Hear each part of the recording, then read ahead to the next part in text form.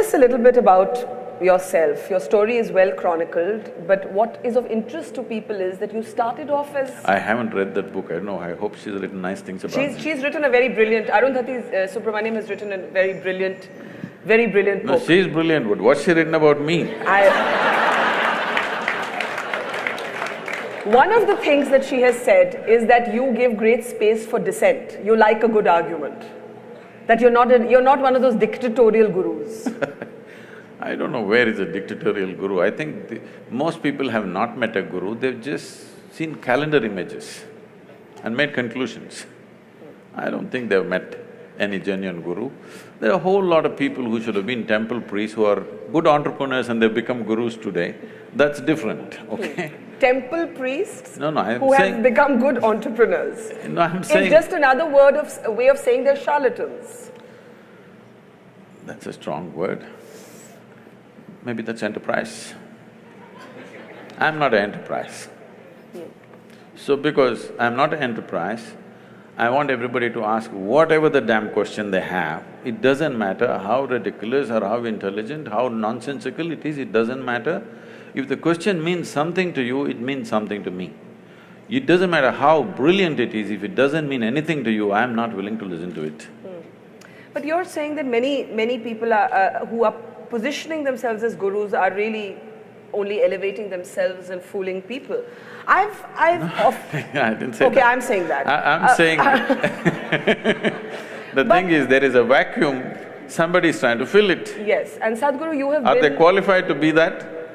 Questionable thing. But a very genuine concern, and you have been on some of my television programs where we have spoken about this, is whether God men are often con men.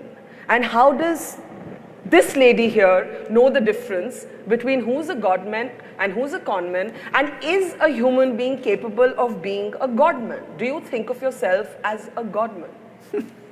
Why are you underestimating that lady?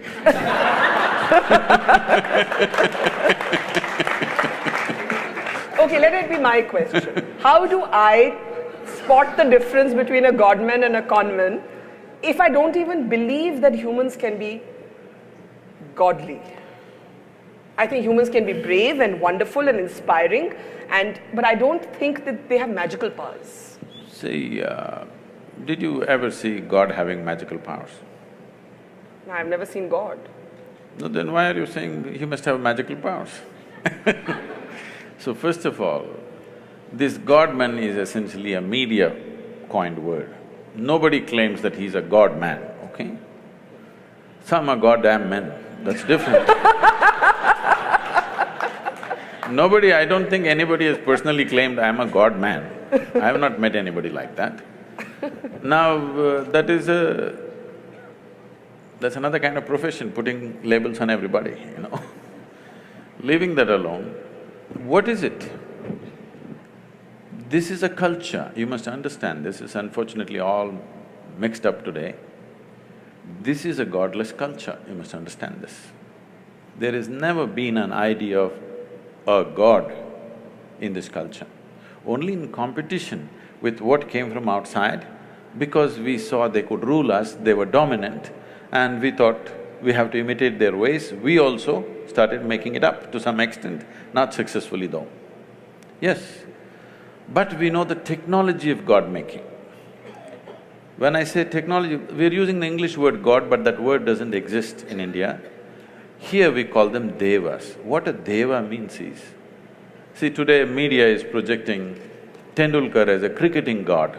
It's very appropriate to this culture, because if somebody excels beyond a certain level in any field, he may be a sports person, he may be a warrior, he may be an artist, he may be anything. If he excels beyond what normally average human beings think is possible for them, he goes, they recognized him as a deva and he is worth looking up to because he becomes a guiding light for them.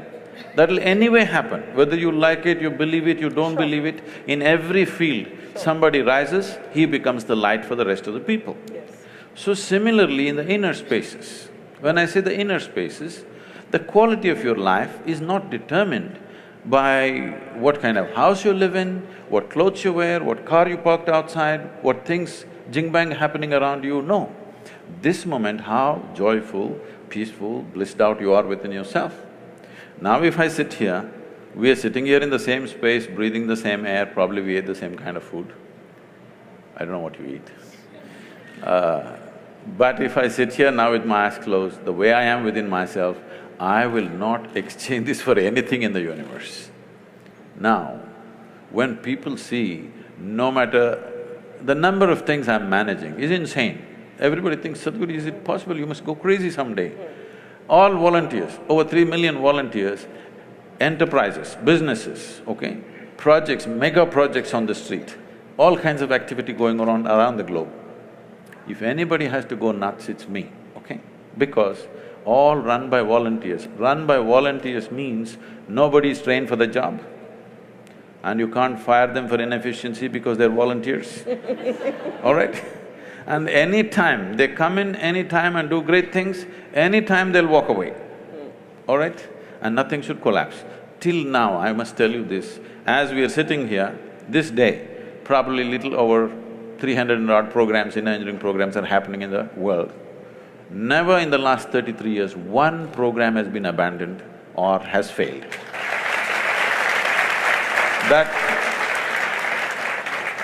That takes enormous management. But nobody will ever see me getting angry or miserable or tensed out or stressed out. You've never lost your temper? You want me to know? Do I look like I'm incapable of that? It's not that. It's not that I'm incapable of anger. It's just that I've never given that privilege to anybody. I have not given this privilege to anybody. They can make me happy, they can make me unhappy, they can make me angry, they can make me miserable. No, I kept these privileges to myself. So, people… you were talking about miracles or whatever, people ask me, Sadhguru, everybody in every ashram, miracles are happening. You are beating all the miracles down. If we say something happened, you make us look like fools. No miracle. I say, what, you want me to pull a pigeon out of my pocket? If I pull a pigeon… there are no, if gurus who claim to do that, who have been challenged by rationalists. I'll come to this. If I pull a pigeon out of my pocket, I have a shitty pocket. And you have a bird. What are you going to do with this? You come to me, I will show you the miracle. I have thousands of people who are working 7 days a week, 16 to 18 hours every day.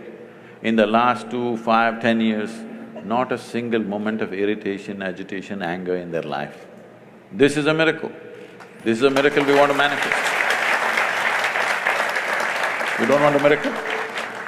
I agree, this is a miracle. Yes. And not that pigeon. Do you have a pigeon in your pocket?